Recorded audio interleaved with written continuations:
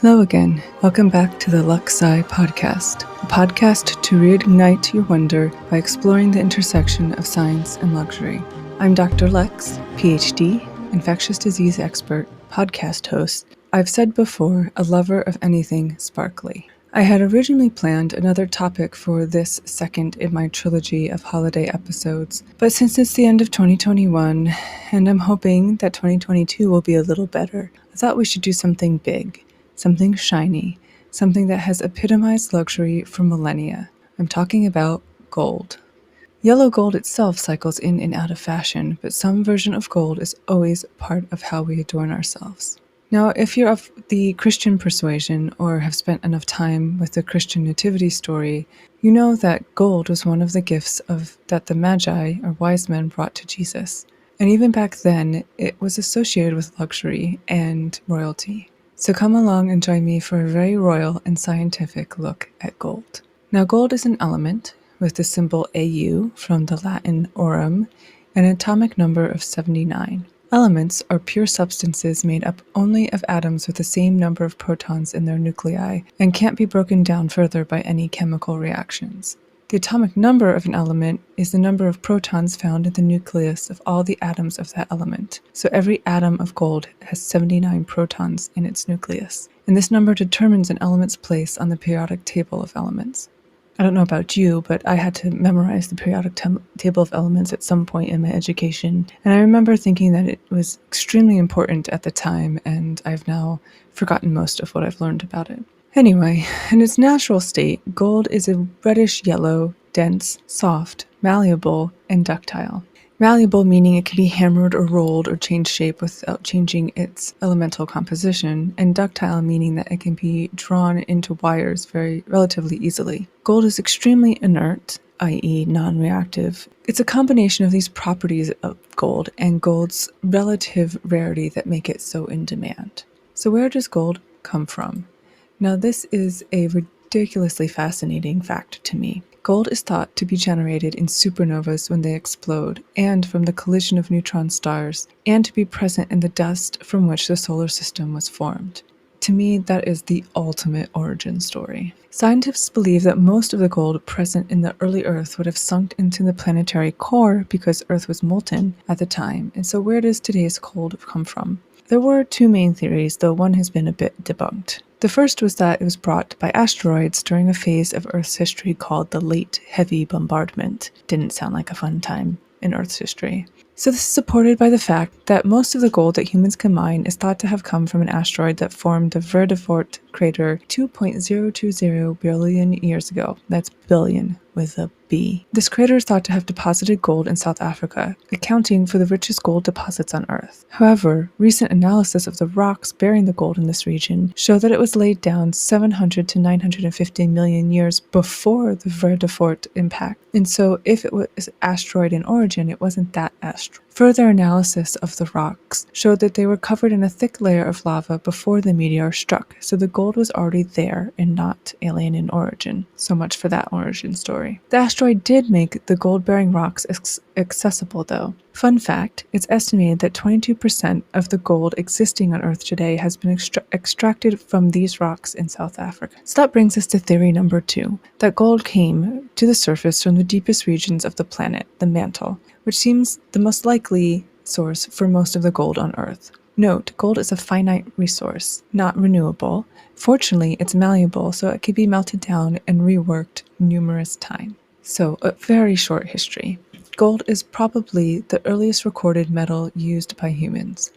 Gold artifacts first appear in pre-dynastic Egypt, and smelting gold goes as far back as the 4th millennium. The oldest known map of a gold mine was drawn in the 9th dynasty of ancient Egypt, from 1320 to 1200 BC. There is a long and often very sordid history of gold and gold mining that I won't cover here, but I do suggest you look it up. It's very educational and enlightening. But one last fun fact before we move to the science. Oceans contain gold. With an average of about 10 to 30 parts per quadrillion, the Earth's oceans are estimated to hold 15,000 tons of gold. However, redeeming gold from the ocean has been elusive thus far. But just think, the next time you go for a dip in the sea, you're taking the ultimate luxury bath. So gold isn't just for making things look pretty. There are potential medical applications for this element, primarily in the field of cancer diagnostics and treatment. And as usual, I found a great review article about this topic by Singh et al., published in the International Journal of Molecular Science in 2018. Recent advances in nanotechnology, which is the manipulation of matter on near atomic scale to produce new structures, materials, and devices, has allowed for many base elements like gold to be used to make nanoparticles, which are small particles that range between 1 to 100 nanometers in size. Gold nanoparticles possess unique characteristics that make them great for cancer diagnostics and treatment. They are highly biocompatible, which means they won't elicit too much of a reaction when injected into the body. They're fluorescent. They are highly tunable, which means you can easily change the size and shape of the particles. And they have good surface functionalization, which means you can bind many different types of things to the surface of the particle. There's several different ways that gold nanoparticles can be synthesized, including using chemicals and solvents, which may not be the best for humans or the environment, and also involves extreme conditions such as high temperature and high pH. You can also use extracts from the leaves of medicinal plants in solution to produce these nanoparticles. And also, microorganisms can absorb gold and then accumulate gold nanoparticles. So what are these very luxurious nanoparticles used for? One answer is the delivery of chemotherapeutic drugs. Traditional delivery methods, IV, oral, deliver the chemotherapy to the whole body, not targeted to the cancer cells. This leads to only a fraction of the drug getting to the tumor site, and it also means side effects for healthy tissues. You can load drugs into or attach them to the nanoparticles, and those can be targeted for the tumor cell by coating the nanoparticle with a tumor-specific antibody, for example. One drug, methotrexate, used for leukemia's non-Hodgkin's lymphoma, showed high cytotoxicity, cell killing, of numerous tumor cell lines, and also accumulated faster in the tumor cells when loaded onto the gold nanoparticles. This research is still ongoing, but shows promise in terms of better targeting of cancer cells. The writing of the review article in 2018, there weren't many gold nanoparticles approved by the FDA. One of the issues is around cytotoxicity. While gold itself is relatively biocompatible, its ability to induce cell death is dependent on the size and shape of the nanoparticle. So we'll have to stay tuned on this topic. We've been hearing a lot about vaccines in the news these days. Who's got their booster shot? Raise your hand. And most vaccines also include an adjuvant. So we're going to pause here for a mini immunology lesson. Sorry, I can't help myself. There are 3 words that start with the letter A that are important when talking about immunology. Antibodies are blood proteins produced in response to and counteracting a specific antigen. Antigens are toxins or other foreign substances which induce an immune response in the body. And adjuvants are substances which enhance the body's immune response to an antigen. So, an antigen enters the body and it induces specific cells in your body to make antibodies to try to neutralize that antigen. And this can be enhanced by the use of an adjuvant. Got it? Okay, good. Back to the gold. Lev Dykman wrote a review for the Expert Reviews of Vaccines journal in 2020, looking at the literature published on using gold nanoparticles as adjuvants to optimize the performance of vaccines. Dr. Dykman found that gold nanoparticles have been used in research settings to prepare antibodies and vaccines against more than 45 pathogens.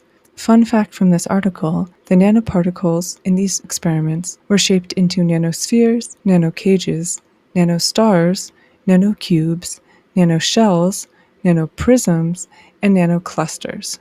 Remember, gold is malleable. Animal studies with the gold nanoparticle adjuvants found increased responses to the vaccines as opposed to more conventional adjuvants. There are several potential mechanisms for this amplification of the immune response, including the ability of nanoparticles to more effectively deliver antigens to your lymph node, where the majority of your white blood cells reside. In the lymph node, they activate antibody-producing cells and generate a more steady and gradual release of the antibodies. Nanoparticles also concentrate the antigen on what are called antigen-presenting cells. These are cells that circulate in your body looking for foreign substances to eat up and then to present parts of those foreign substances on their cell walls for antibody-producing cells to see. This activation enhances the proliferation and activation of cells that help antibody-producing cells, T cells, and the antibody-producing cells themselves, B cells. While not gold nanoparticles, both Moderna and Pfizer mRNA COVID-19 vaccines use lipid nanoparticles. Pretty neat, huh? So now for some historical fun. In a paper published in 1988 in the Journal of the Royal Society of Medicine, Dr. R.M. Hilson talked about the 3 gifts of the Magi, including gold. While we're just beginning to see the impact of gold nanoparticles on human health, the search for potable or drinkable gold has been sought for centuries. It was thought that potable gold would cure all known diseases and confer immortal youth. Alchemy, which is a form of speculative thought that tries to transform base metals into gold, was started by Jabir ibn Hayyan in the 6th century, but he and his followers were not successful. Scientists didn't give up, though. In the 17th century, when the discipline of chemistry was becoming more defined, gold medicines were still very much en vogue. One method was to amalgamate the gold with mercury and make it into a powder. Definitely not a safe thing to consume. But back then, they were not aware of the detrimental side effects of mercury. Another concoction was called saffron of gold. It was made by pouring hydrochloric acid, water, and oil of tartar onto thin gold plates and drying it by a fire, but gently because apparently it was prone to exploding. It was said to cause sweat and drive out noxious humors and was given for smallpox and measles and to stop vomiting. There was a tincture of antimony and gold that was used to beautify some medicines to the eye and prevent nauseousness. Again, really a very toxic tincture, so probably wouldn't want to put that in a medicine these days. In 1839, gold was still used to promote secretions of the skin, salivary glands, and kidneys, and some forms of gold medicines were used to treat the secondary symptoms of syphilis,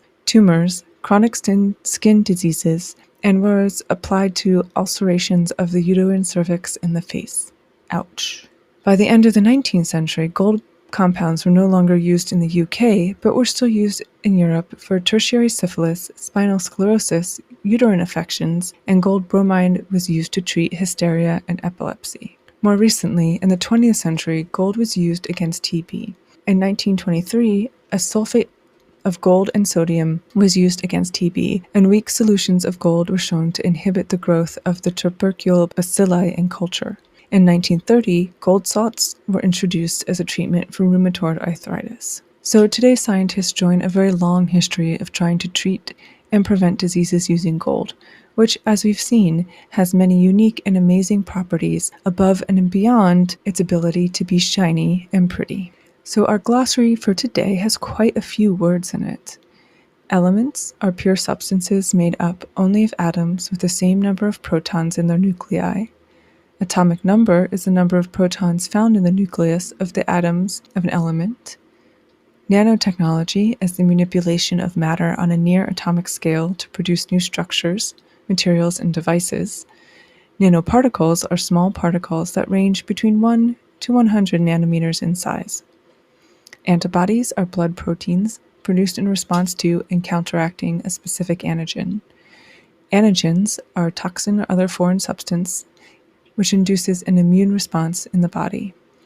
Adjuvants are a substance which enhances the body's immune response to an antigen, and alchemy is a form of speculative thought that aims to try to transform base metals into gold. Thank you again for listening to this episode of LuxeSci. A very special thank you to my audio engineer, Demos. Our theme music is Harlequin Mood by Birdie. If you have a correction, comment, or suggestion for a topic, you can reach me at drlex@luxesci.com. We're on Twitter and Instagram at LuxeSciPod, and our website is luxesci.podcastpage.io. If you like us, please subscribe. Please leave a review wherever you listen to podcasts. I'll see you again in 2 weeks, and until then, have a very happy holiday.